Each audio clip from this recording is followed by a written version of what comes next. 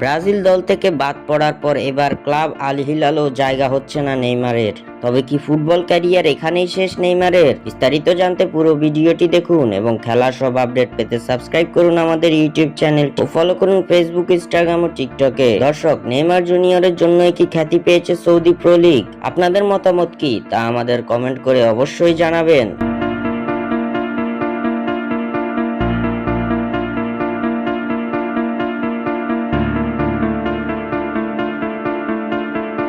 Injury কাটিয়ে দীর্ঘদিন পর মাঠে ফেরার অপেক্ষায় ব্রাজিলিয়ান সুপারস্টার সৌদি আরবের ক্লাব আল হিলালের হয়েই ফের ফুটবল নিয়ে তার চিরচেনা কারিগরি দেখানোর কথা।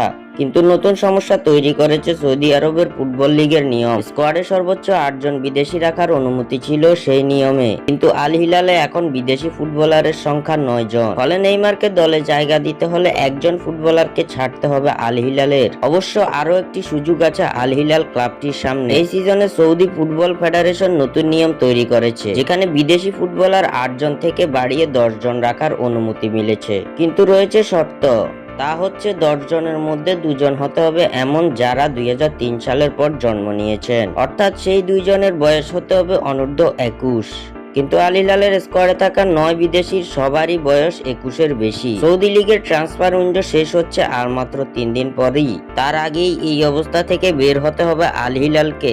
যদি তারা নেইমারকে দলে রাখতে চায় তাহলে বাকি বিদেশি ফুটবলারদের মধ্যে একজনকে ছেড়ে দিতে হবে সৌদি জায়ান্টদের। এই সমস্যাটি মূলত তৈরি হয়েছে ম্যানচেস্টার সিটি থেকে আল হিলালের সর্বশেষ সাইনিং জোয়াও ক্যানসেলোকে আনার পর থেকে। পর্তুগালের এই তারকাকে নিয়ে ক্লাবটিতে বিদেশি খেলোয়াড় দাঁড়ালো 9 জনে, কিন্তু স্কোয়াডে রাখা যাবে সর্বোচ্চ 8 জনকে।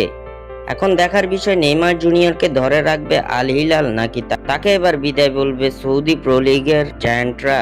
স্বাক্ষর থেকে সাদবিন ইসলাম।